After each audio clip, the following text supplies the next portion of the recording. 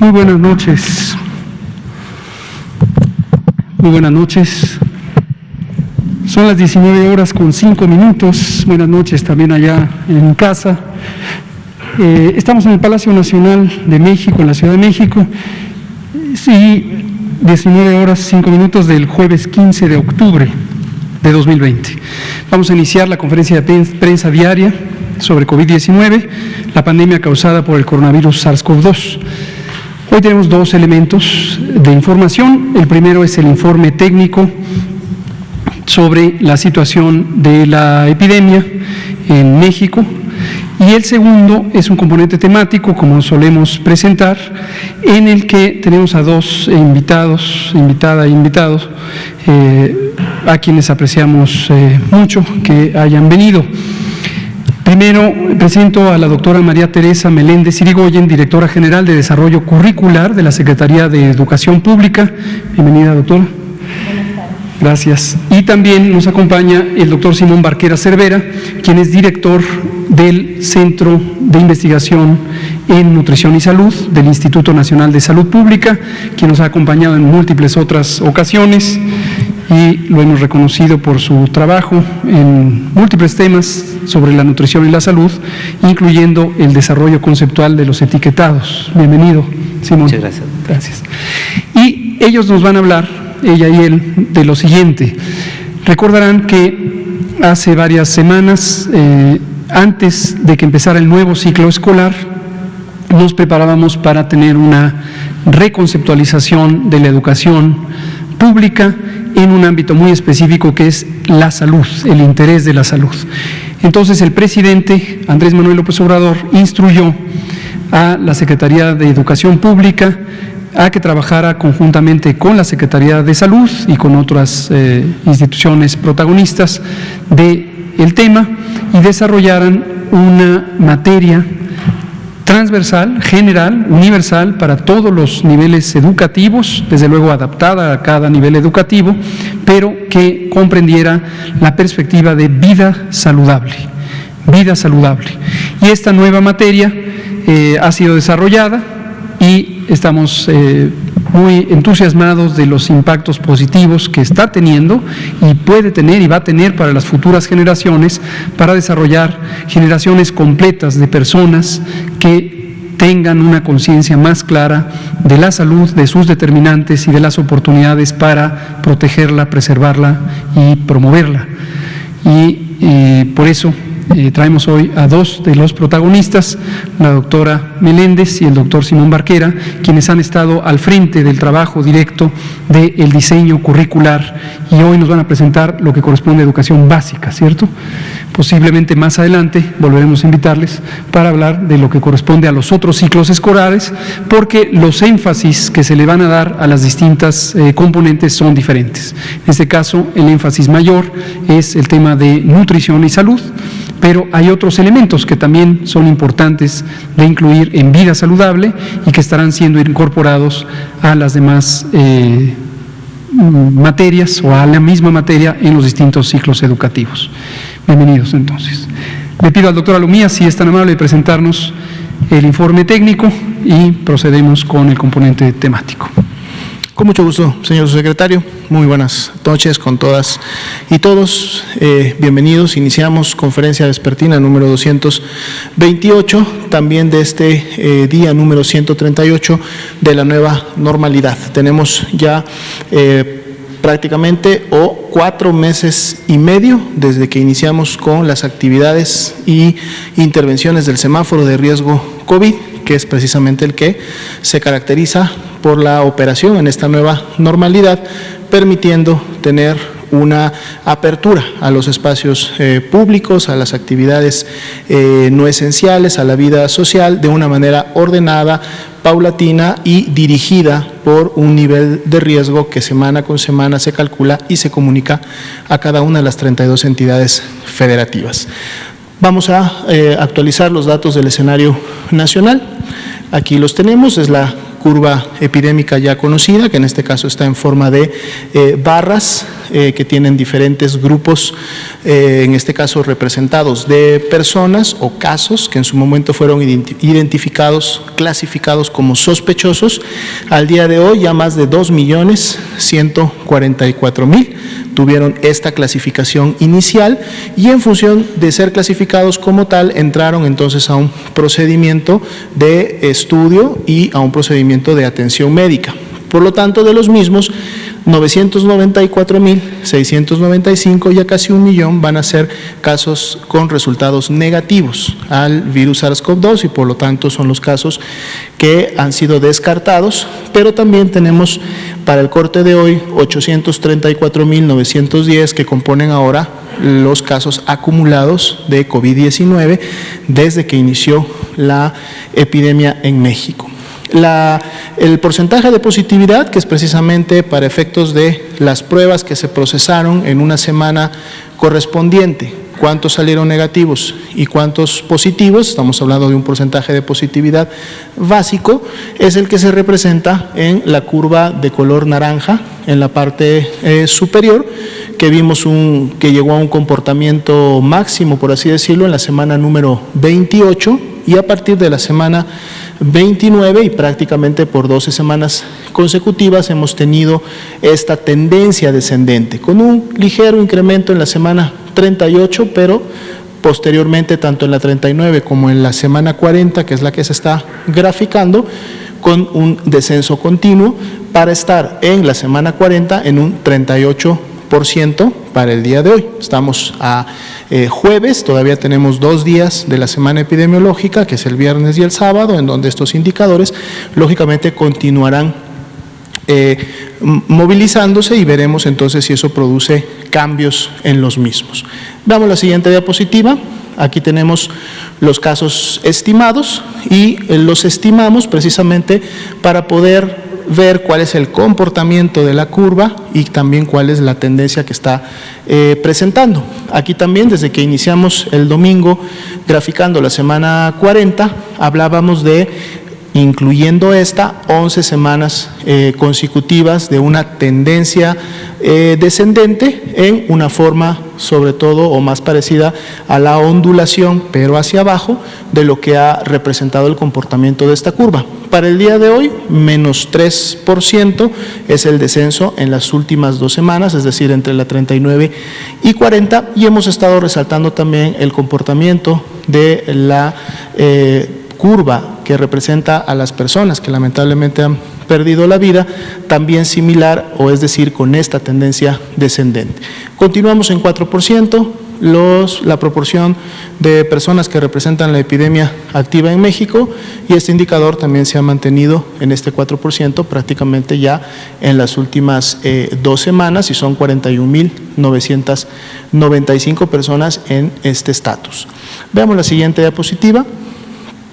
Tenemos la hospitalización diaria nacional. Si recuerdan, comentamos esta semana que íbamos a estar alternando entre el gráfico ya conocido, donde presentamos la ocupación y disponibilidad para cada entidad federativa, pero que como se presenta al corte del último día, es decir, es el diario de esa ocupación, no necesariamente nos permite ver la tendencia o el comportamiento de la hospitalización. Entonces vamos a estar intercambiando un día una gráfica, otro día otra gráfica, para estar dando esta visualización al comportamiento en sí.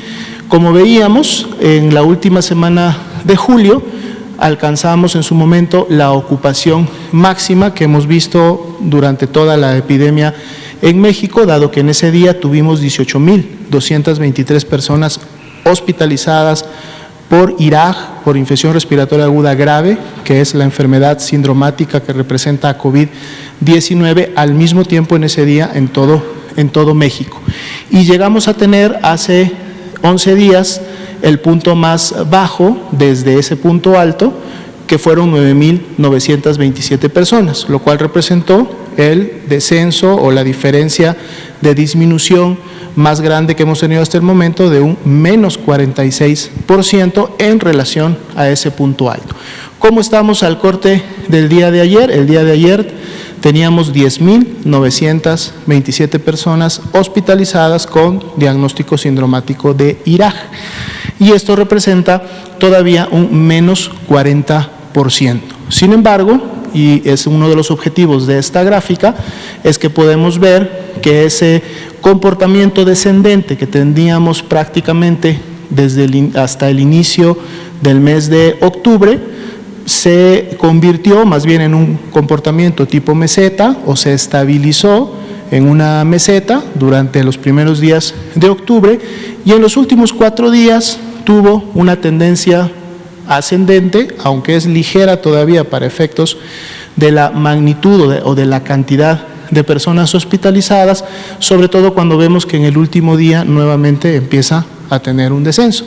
Pero lo importante de este gráfico es que, más allá que lo presentamos de manera pública para que todos visualicen y vean cómo se está llevando a cabo este comportamiento, este análisis se hace a nivel de cada una de las entidades federativas, de cada uno de los municipios y, muy importante, de cada una de las unidades COVID que en su momento participan en la atención de pacientes. Por lo tanto, las entidades federativas conocen día con día cómo van estos incrementos, cómo va la saturación, y eso les permite entonces rápidamente reaccionar para en su momento proceder con los mecanismos de reconversión y expansión hospitalaria para siempre lograr el objetivo que desde un principio de la epidemia se definió, que es tener siempre una cama general o una cama con ventilador disponible para una persona, un paciente, cuando así lo requiera.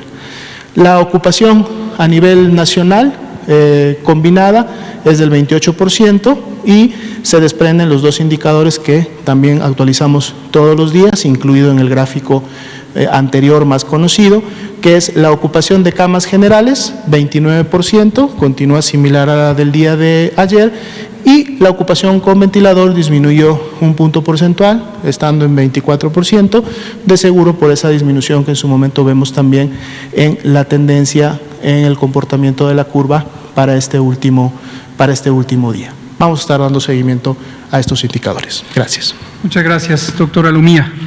Me pido entonces al doctor Simón Barquera si nos conduce esto. Buenas tardes a todos. Gracias, doctor López-Gatell. Me da mucho gusto el día de hoy tener la oportunidad de platicarles un poco de cuál es el papel que jugó el sector salud, el Instituto Mexicano del Seguro Social, y dentro del sector salud también el Instituto Nacional de Salud Pública y otros institutos en la configuración de esta nueva materia, esta asignatura de vida saludable. Es una asignatura que es única y que yo considero que sí va a marcar un hito en la historia de México.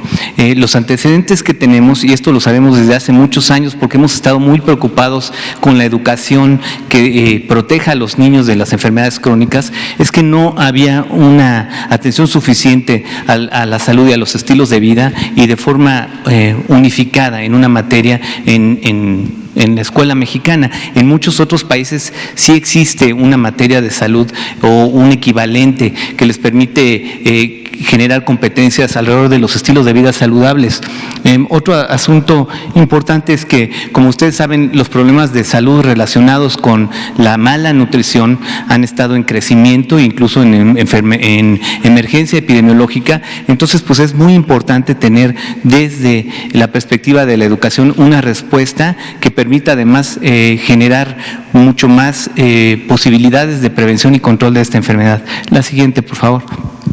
Para ello se conformó un grupo de expertos, pues de más de 8 instituciones, más de 20 colegas que han trabajado muchos componentes del entorno alimentario, de la salud, de diversas áreas de la salud del escolar, y que estuvieron revisando de forma sistemática intervenciones en escuelas en prácticamente en todos los países. Se revisaron más de 200 documentos de lo que se está haciendo en otras partes del mundo, y también se hizo una una revisión de cuáles son los mejores materiales que se tienen disponibles y que se han generado aquí por instituciones para poder orientar mejor respecto a salud a los escolares. Y se encontraron 3 temas muy importantes que, como podrían anticipar, son actividad física, higiene y limpieza y alimentación. Son 3 temas fundamentales donde hay mucho trabajo que hacer. La siguiente, por favor.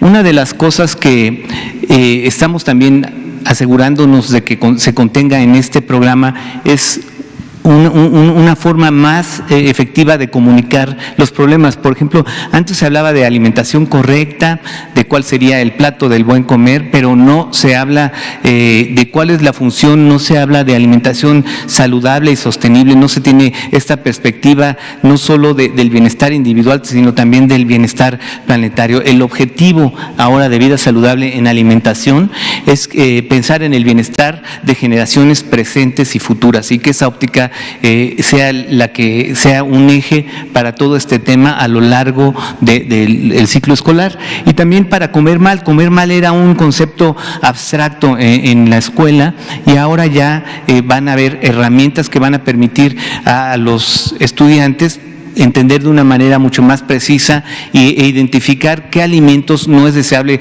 que se consuman porque son altos en ingredientes críticos que hacen daño a la salud. La siguiente, por favor.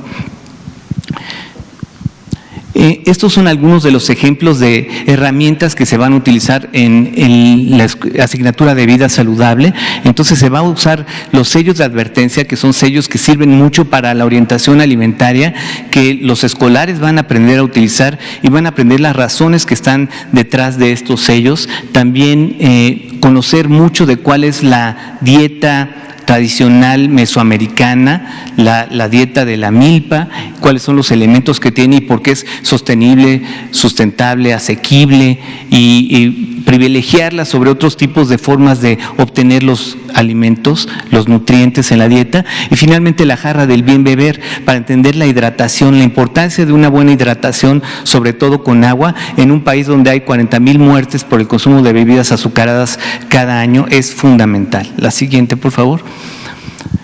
En el área de actividad física hay 3 componentes. Antes se privilegiaba únicamente la actividad deportiva organizada al interior de las escuelas y con muchas limitaciones de infraestructura y de tiempo asignado. Ahora se ve más a la actividad física como esa oportunidad de tenerla en todos los espacios y en todos los momentos de la vida, como debe ser y como es en los países que no tienen tanto estos problemas. Caminar, evitar transporte motorizados, utilizar transporte activo, hacer pausas activas, etcétera. También disminuir el tiempo sedentario. Estamos en una epidemia de sedentarismo. Los niños mexicanos tienen más horas sedentarias que niños de otros países. Esto tiene mucho que ver con el uso de pantallas y desde luego tiene que ver con la epidemia. Y finalmente aumentar las horas de sueño, que también estas tecnologías hacen que vayan reduciendo y tiene efectos sobre la salud de los niños. La siguiente, por favor. Y finalmente la parte de higiene y limpieza, que es muy importante y que tiene elementos pues como la salud oral, que también tenemos una epidemia de caries y de enfermedades dentales por el alto consumo de bebidas azucaradas, y otros tipos de higiene que nos protegen, por ejemplo, de infecciones como el COVID, lavado de manos, etcétera. Pero también la limpieza en la escuela, la limpieza del entorno y la importancia del cuidado del ambiente, que son fundamentales para esa salud planetaria que se está buscando y que también va a ser un énfasis a lo largo de toda la materia. La siguiente, por favor.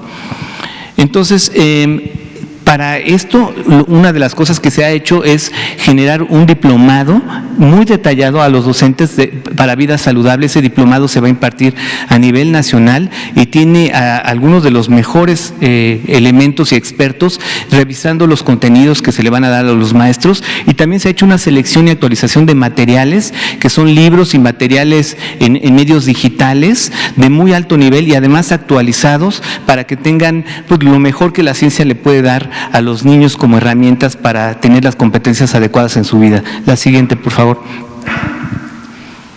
Y yo con esto concluyo, quiero decirles que es la primera vez que de forma unificada en México se tienen los elementos de salud, higiene, limpieza, alimentación, actividad física y medio ambiente en una asignatura, y eso es algo muy importante. Si bien toda la malla curricular tiene otros elementos de salud, ahora ya hay una materia unificada que va a permitir hacer esto de manera muy efectiva, comunicarlo muy bien, con una perspectiva del cuidado del individuo, pero también del planeta.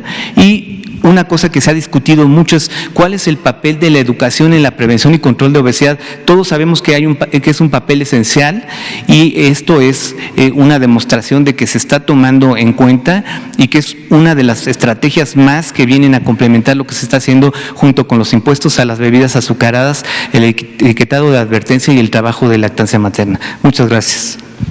Muchas gracias, doctor Simón Barquera Cervera, director del Centro de Investigación en Nutrición y Salud del Instituto Nacional de Salud Pública. Le pedimos a la doctora Teresa Meléndez si nos comenta también. Muchas gracias. Buenas tardes a todos y a todas. Bueno, pues muchas gracias por la invitación. Nos da mucho gusto poder estar aquí teniendo un espacio para hablar de la asignatura de vida saludable, sus líneas estratégicas y sus contenidos. Bueno, como ha mencionado también el doctor Barquera, pues en los últimos 40 años ha habido cambios demográficos, cambios nutricionales, cambios epidemiológicos que han provocado enfermedades como el sedentarismo y la alimentación. Algunos de estos cambios nutricionales se han visto, digamos, afectados por campañas que han promovido el consumo de alimentos saturados en grasas, en azúcares y en sales. Y pues todos estos factores lo que provocan es que haya una disminución en la capacidad de las personas para poder afrontar y resistir estas enfermedades. La escuela mexicana ha enfrentado, la siguiente por favor, para que puedan seguirme. La escuela mexicana siempre ha respondido a estas situaciones complejas de diferentes maneras, pero ahora está la escuela frente a un reto mayor. Esta situación ¿a qué nos obliga? A impartir contenidos relacionados con la vida saludable y de educación para la salud. Está enunciado, está contenido en el acuerdo secretarial que se acaba de publicar el 1 de septiembre. Entonces, esto nos da pie a que se imparta esta asignatura de vida saludable para el ciclo 2021. La siguiente, por favor. ¿Cuál es la organización curricular de esta asignatura? La asignatura se inscribe en el área que llamamos Desarrollo Personal y Social. En esa área se encuentra también lo que es Educación Física, Artes y Educación Socioemocional. Ahí es donde se va a insertar la asignatura de vida saludable.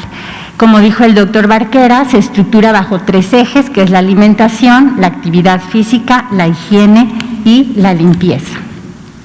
Otra de las características que tiene la asignatura, la siguiente por favor, es que la asignatura destaca nuevos contenidos, también fortalece contenidos que están presentes ya en otras asignaturas, y también lo que da la posibilidad esta asignatura es que logra integrarlos, ¿no? Bajo un propósito que vamos a ver a continuación. También en el esquema pueden ver cuáles son esas asignaturas que tienen aprendizajes esperados relacionados con vida saludable. Y estos son educación socioemocional, educación física, conocimiento del medio, ciencias naturales, dependiendo del programa de estudios que se esté llevando, 2011-2017, y formación cívica y ética. Aquí cuando el doctor Barquera comenta ese trabajo que se ha hecho entre la Secretaría de Salud y la Secretaría de Educación Pública, de inicio lo que se hizo fue una revisión de todos los aprendizajes esperados contenidos en estas asignaturas para digamos, mapear, identificar qué ya había. Por eso mencionaba al inicio, mencionaba en esta diapositiva, cómo hay contenidos a fortalecer, además de los nuevos contenidos. La siguiente, por favor.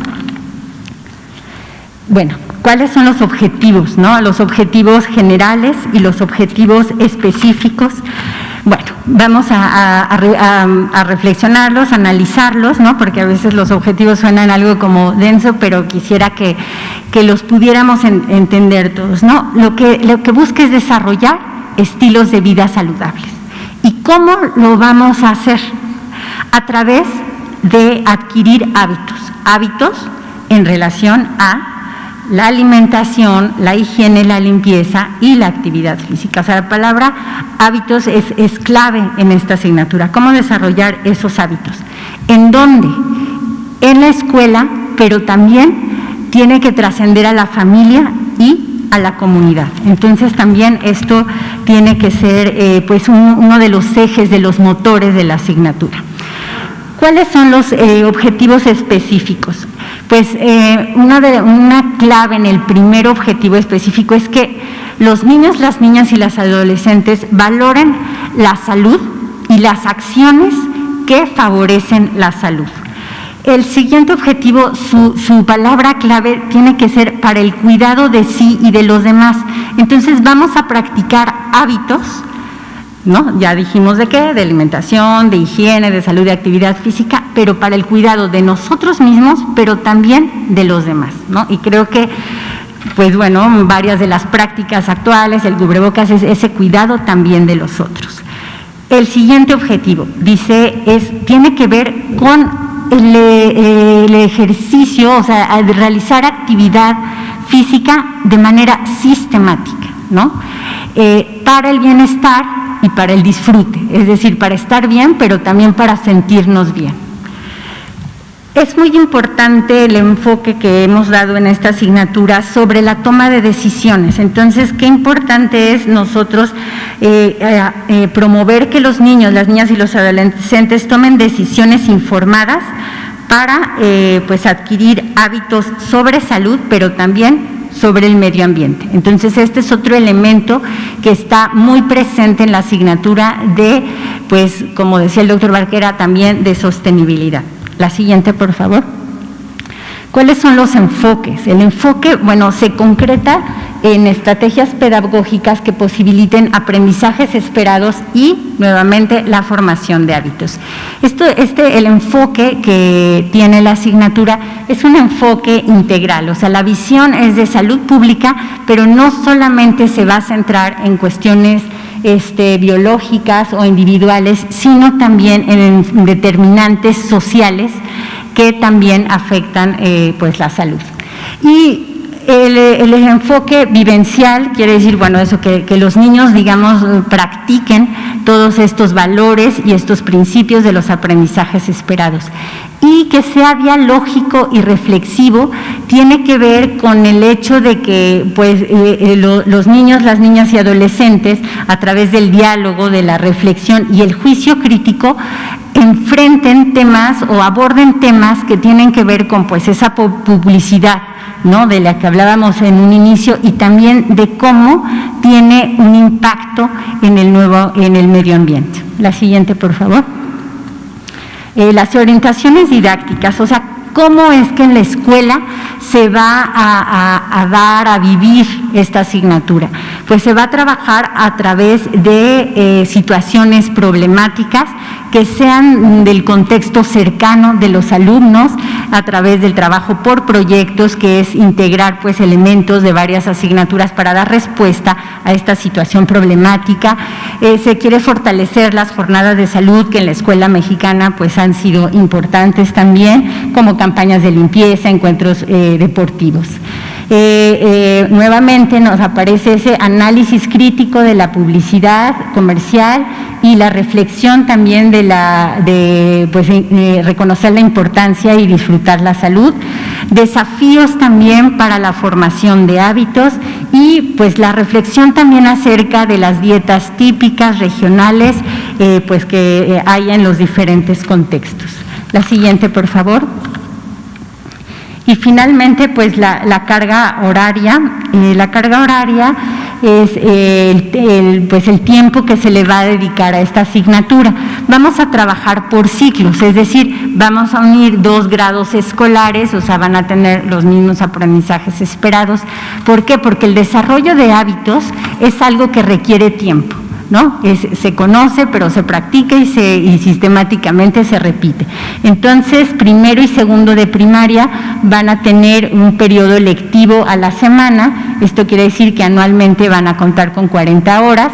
Tercero y cuarto de primaria tienen periodos lectivos de 1.5 periodos a la semana, y esto quiere decir 60 horas anuales. Quinto y sexto de primaria, 1.5 periodos lectivos, lo que quiere decir 60 horas a la semana, y en secundaria es un periodo lectivo que se transforma en 40 periodos lectivos anuales. ¿Qué pasa con la educación preescolar? Los temas que tienen que ver con vida saludable están precisamente en el campo que le llamamos nosotros en preescolar exploración y comprensión del mundo natural y social. Y en educación inicial, en el programa actual, también está lo que le llamamos alimentación perceptiva y cuidado cariñoso de niñas, niños y adolescentes.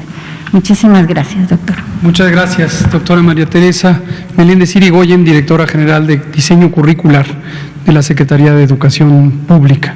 Pues como ven, en esta materia se representa mucho del trabajo integrado que hay en el Gobierno de México actualmente y que ha permitido esta estructuración de los contenidos curriculares.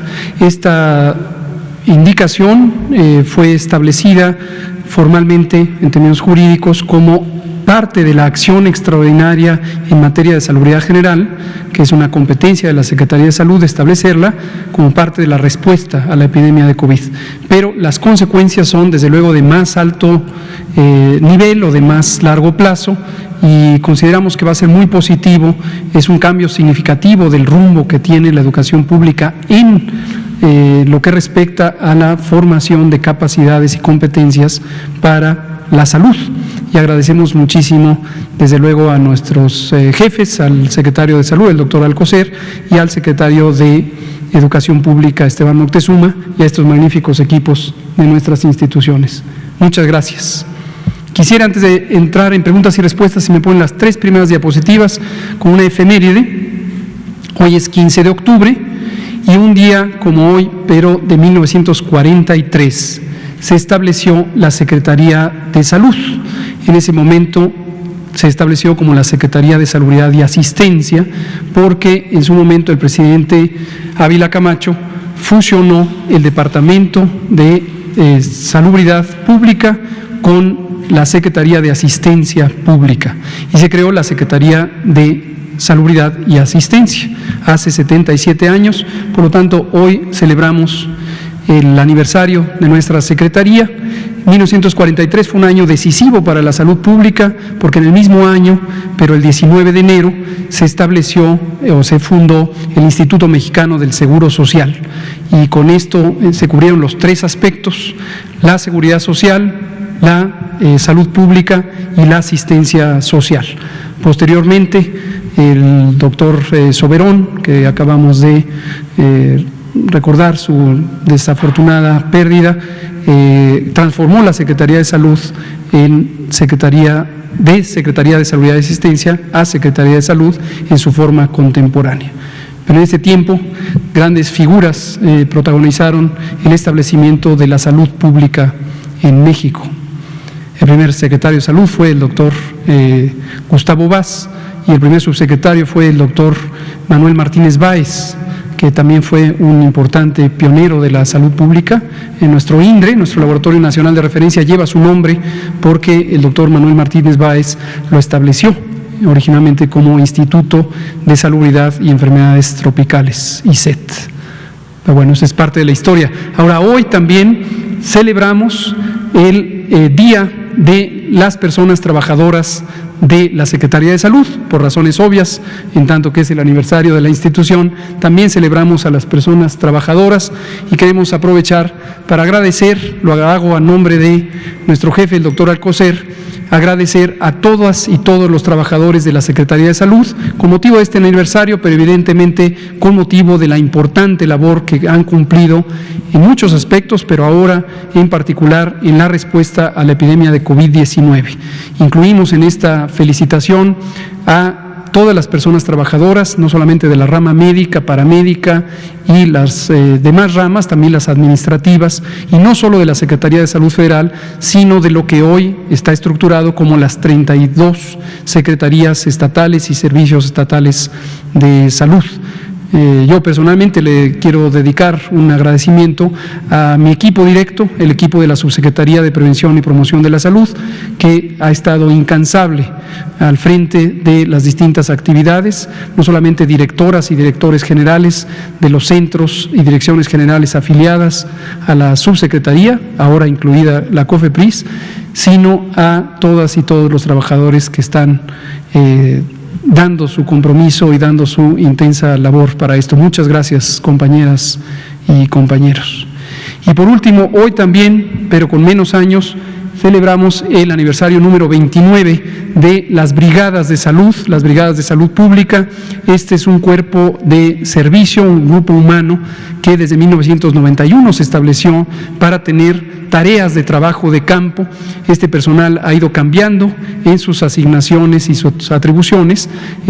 Ahora están más dedicados al programa de urgencias epidemiológicas y desastres, el programa de cólera, también el programa de control de vectores, pero en general es personal que realiza actividades de campo importantísimas. Esto en la visión pública a veces no se les conoce tan ampliamente como aquellas trabajadoras y trabajadores que llevan batas blancas, pero este personal, generalmente portador de chalecos amarillos, juega un papel crucial en múltiples emergencias de salud pública, en la promoción de la salud, en la provisión de servicios de salud pública. Hoy mismo en el COVID-19 juega un papel crucial en las actividades de campo. Y nuevamente me refiero no solamente al personal adscrito a la Secretaría de Salud Federal, sino al personal adscrito a las Secretarías de Salud estatales. Muchas gracias, compañeras y compañeros. Felicidades en su día.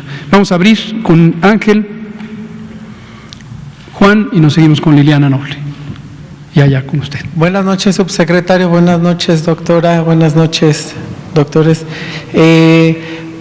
Ahorita va a ser un gran desafío como lo comentaba la doctora Teresa, el hecho de cambiar estos hábitos, esta educación, y un desafío que ya se inició ahorita con el etiquetado de los productos que se consumen. Este cambio en la actividad física, en la higiene, en la alimentación, tendrá un gran impacto en la reducción de las enfermedades relacionadas con este tipo de alimentación. En su opinión, ¿cuál cree que sea el mayor impacto y cuál va a ser el impacto en la sociedad ahorita con este tipo de cambio de hábitos o con esta nueva disciplina, con este modelo de alimentación saludable y sostenible, con la actividad física y con los cambios en los hábitos de higiene? Y digo, finalmente estos también van a influir en las enfermedades que seguramente se van a reducir. Gracias, buenas noches, bienvenidos. Muchas gracias. Mi opinión seguramente coincide con la de mis compañeros. Les pido a ellos si pueden responder esto. Bueno, lo que se ha visto en la mayor parte del mundo con las intervenciones de este estilo en el ámbito escolar es que sí tienen un impacto importante. O sea, no hay duda que se requieren y tienen también un impacto perdurable, que es lo que hablábamos un poco de bienestar presente y futuro. Entonces es algo por lo que pues estamos muy contentos. Sin embargo, no es tampoco un impacto que se traduzca inmediatamente en cambios de prevalencias en salud. O sea, no se valdría decir de repente, pues pasaron 2 años y no vemos que baje la prevalencia de obesidad con el nuevo programa. ¿Qué pasó? Lo que se evalúa normalmente en este tipo de programas es las competencias, el conocimiento, como los conocimientos y las prácticas de los niños. Y si esos tienen un cambio, sabemos que el otro eventualmente va a ocurrir de una manera muy positiva. Yo creo que es importante que el impacto que podamos tener a partir de que los niños desarrollen estos hábitos, es que se traduce también en un impacto en las familias, ¿no? Y lo hemos visto, creo yo, con la educación ambiental, ¿no? Como los niños, ay mamá, vamos a separar la basura, o sea, son ellos los que están, o en términos también de tecnologías, educando a las generaciones más grandes. Entonces creo que también con vida saludable, ese va a ser uno de los impactos, ¿no? De que los niños mismos, pues ubican, ¿no? Saben el término, ¿no? De comida chatarra, ¿no? Entonces que ahora digan, no, o sea, lo que queremos es que no solo digan no es bueno comer comida chatarra, sino que sepan y que analicen, digamos, los efectos negativos que tiene en ellos y en sus familias el hecho, pues, de tomar estos alimentos, ¿no? O ya los niños, ay papá, no fumes, ese tipo de cosas, ¿no? Entonces yo creo que la trascendencia es, va a la escuela, va a la familia y se extiende a la comunidad. Y como dice el doctor Barquera, no es inmediato, pero sí es sistemático, y aquí lo estamos viendo, si va desde educación inicial, desde los agentes educativos que procuran estas cuestiones, hasta la secundaria, en el caso de lo que estamos presentando, pues seguramente tendremos cambios pues a largo plazo, pero desde ahorita tenemos que practicarlos. Exacto. Agrego un par de elementos, coincido, como anticipaba, completamente con lo que se ha dicho. Estamos construyendo un cambio cultural. Los cambios culturales no se dan de un día para otro, los cambios culturales no dependen solo de información, requieren de cambios de perspectiva en general y por lo tanto pueden resultar en cambios de actitud y en cambios de comportamiento, en el sentido que ya decían la doctora y el doctor Barquera.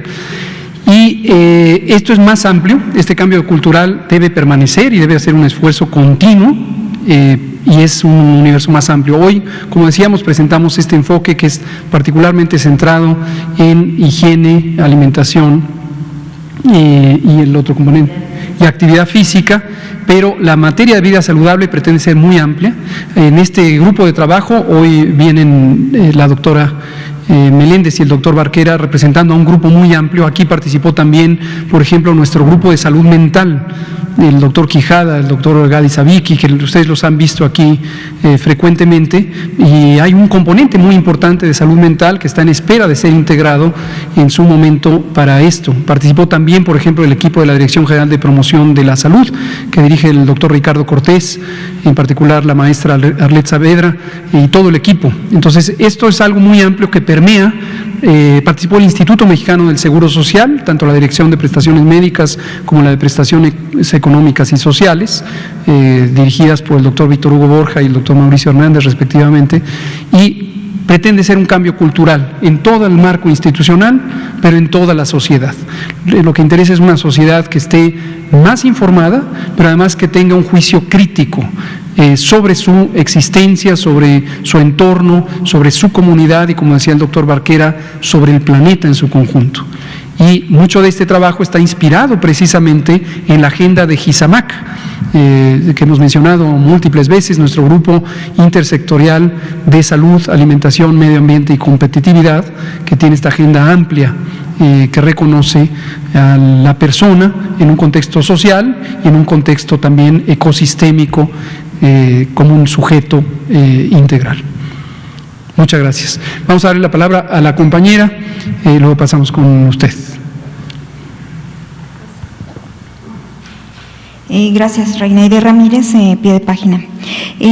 Doctor, recién organizaciones no gubernamentales presentaron un informe sobre los efectos de la pandemia en la población migrante que entra a México para cruzar a Estados Unidos. Y entre otros puntos, no sé si usted ya lo leyó, pero habla de que que México no está aplicando protocolos de seguridad sanitaria, que en el momento de la detención, que no se aplican pruebas COVID, que no se les otorgan cubrebocas ni medidas sanitarias, que no hay elementos de higiene, que el papel, que se deportan sin hacer revisiones de salud.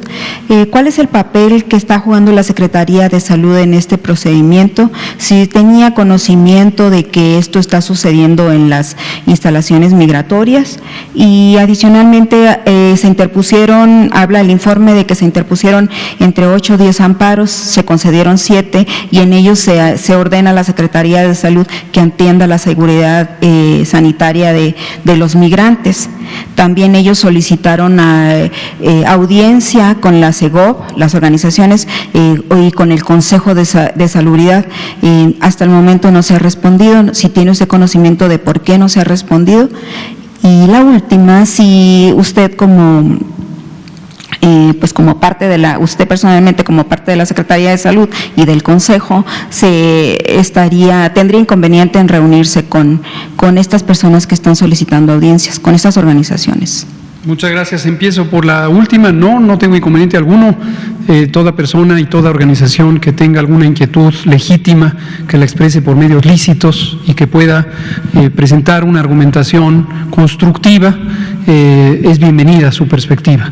El tema de las personas migrantes es un tema muy amplio, es un tema que en el mundo entero enfrenta grandes retos porque definir políticas públicas, y políticas públicas es no solamente la parte programática, sino su marco jurídico, que sean incluyentes, que partan del principio general de que la movilidad es un derecho humano, es una gran dificultad. ¿Por qué razón? Porque en el mundo entero se enfrenta a distintas perspectivas políticas, a distintas realidades sociales, y el fenómeno de migración suele ser un fenómeno que acaba resultando en importantes daños a las personas que están en tránsito.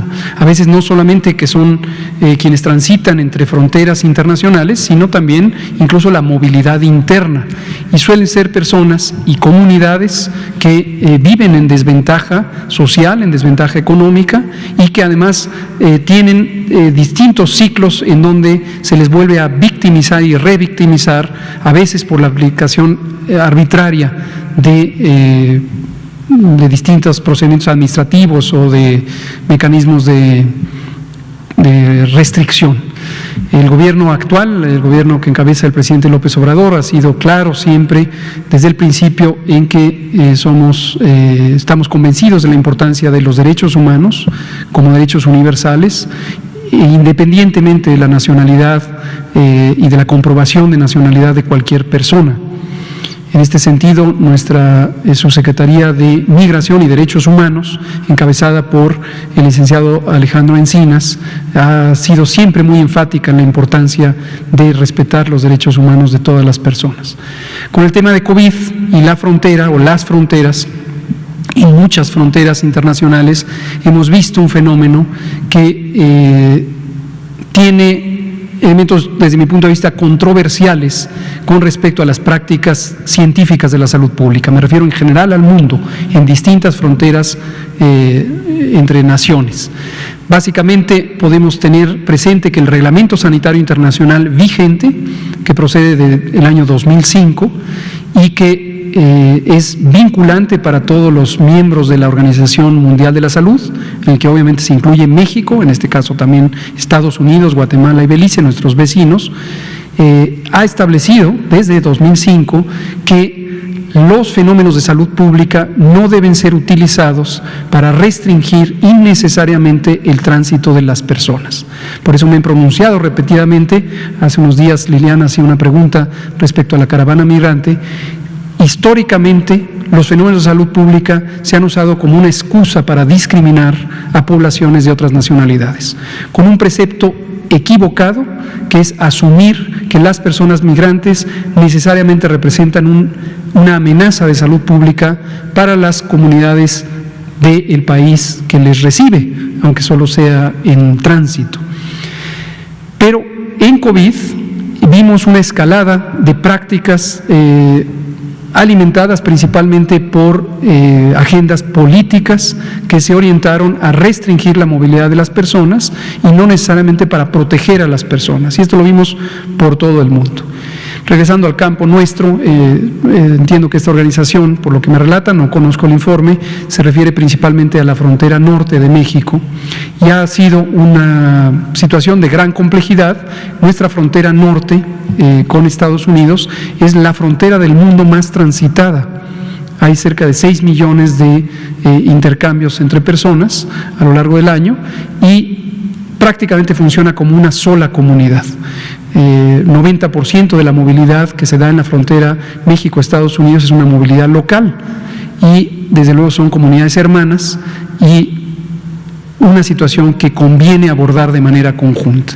A lo largo de la epidemia de COVID-19 se han establecido algunos acuerdos intergubernamentales con Estados Unidos buscando tener un aprovechamiento de las capacidades de salud pública de ambas naciones, pero también la historia de colaboración que hay entre las dos naciones. Tenemos acuerdos, guías técnicas, lineamientos que se han establecido a lo largo de varios años, incluso un par de décadas, con las agencias de salud pública de Estados Unidos, en particular con los centros de control de enfermedades, y estos lineamientos técnicos deben regular las prácticas de seguridad sanitaria y de intercambio de información y de coordinación entre las dos naciones. Ahora, México enfrenta también, y no les estoy seguro que les impresionará igual que me impresionó a mí, desde 1985 un vacío jurídico con respecto a la sanidad internacional. Y consiste en lo siguiente: el reglamento de la Ley General de Salud en materia de sanidad internacional es de 1985. Por cierto, también es otro de los componentes obra del maestro Guillermo Soberón Acevedo.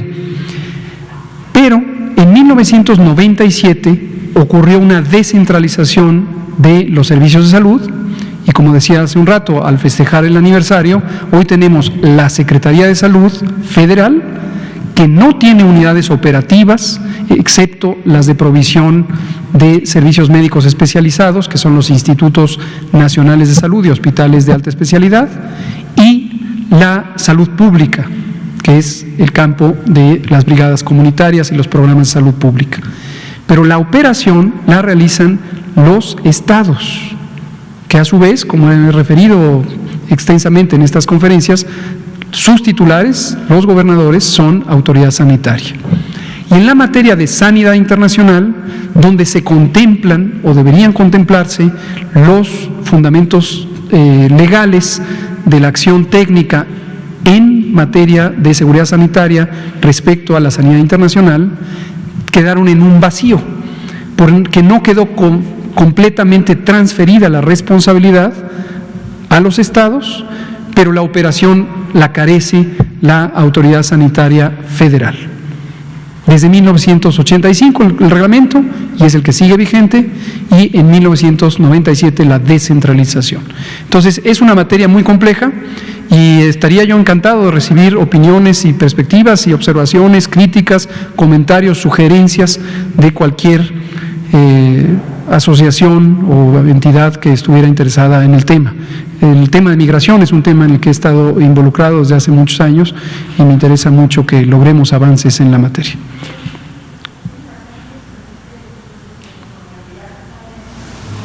¿Usted sabe de lo que está haciendo la Secretaría de Salud? ¿Tienen sí están ellos en lo cierto de que no se está haciendo esto porque hay amparos que le están ordenando a la Secretaría de Salud que garantice la seguridad sanitaria, sobre todo de niñas y niños?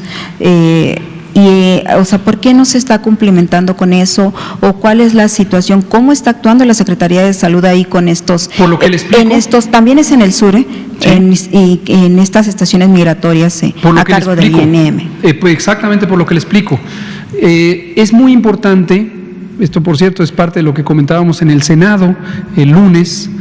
Cuando uno analiza un fenómeno, cualquiera, en este caso hablamos de la pandemia de COVID, no perdamos de vista el contexto en el que ocurre. Si pensamos que estamos en una situación ideal, por ejemplo, de la cobertura de servicios de salud, por ejemplo, de la actualidad de los instrumentos jurídicos, por ejemplo, de las capacidades humanas. No olviden que tenemos un déficit de 240,000 profesionales de la salud.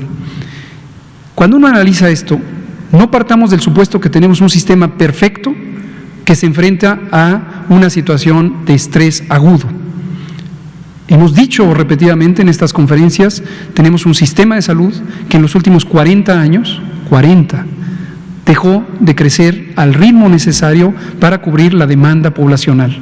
Tenemos un déficit impresionante de personal de salud, de infraestructura física, de actualización de los equipos técnicos de diagnóstico y de tratamiento.